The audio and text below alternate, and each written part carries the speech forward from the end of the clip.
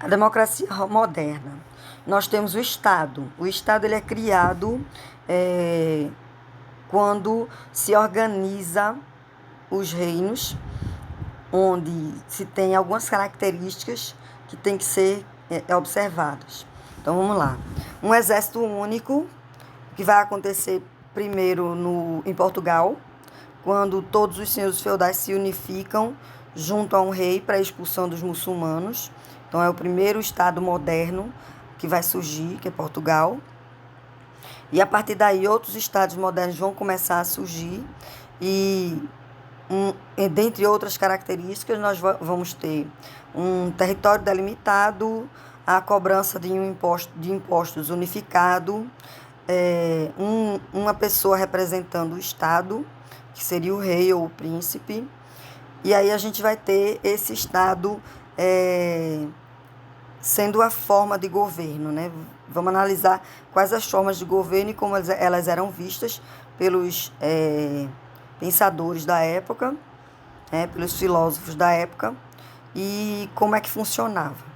Nós temos aí Hobbes, Locke, Rousseau, Montesquieu, Marx e Engels. Então nós vamos ter uma análise aí para cada um deles. Segundo Hobbes, o contrato social seria um acordo que a estrutura da população faria, que faria automaticamente no seu nascimento por todo o governo desse rei, onde o rei ele teria um poder soberano e absoluto sobre o território. Esse monarca, ele com esse tipo de poder, ele é definido por Hobbes como a forma mais eficaz de estrutura de governo. Segundo Locke, o ideal seria uma democracia representativa, onde o Estado garantiria a segurança jurídica e a propriedade privada do cidadão. Então, nós temos aí a ideia já do liberalismo, a burguesia já reivindicando participação do poder, o que diminuiria o poder desse rei absolutista, né, e soberano dentro do território. Então, Locke vai questionar a estrutura do feudalismo, defendendo a ideia de um liberalismo político, onde o rei ele tem um mínimo de intervenção sobre a economia e ele teria uma postura apenas de garantir que essa economia funcionasse dentro do território.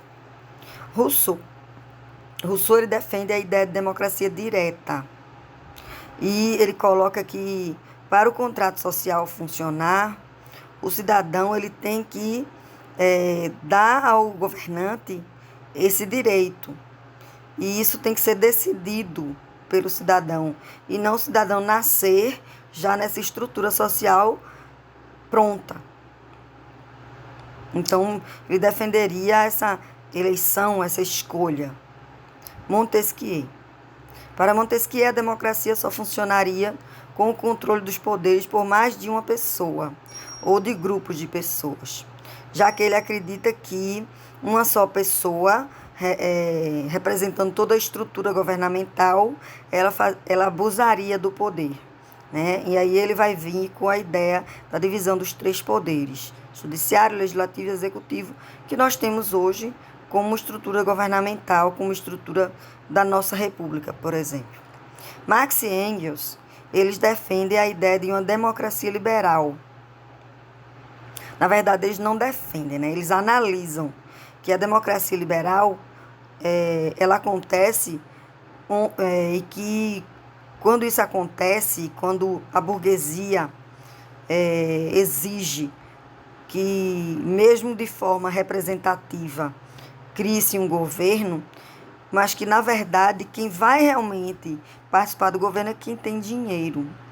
Nós podemos colocar aí a influência que os ricos têm junto a representantes do Estado, como deputados, vereadores, e também junto ao executivo, já que eles podem financiar suas eleições e pedir em troca a participação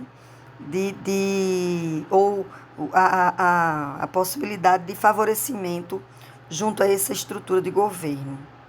Então, nós temos aí eles questionando essa democracia onde a burguesia defende essa escolha do governo, da estrutura governamental.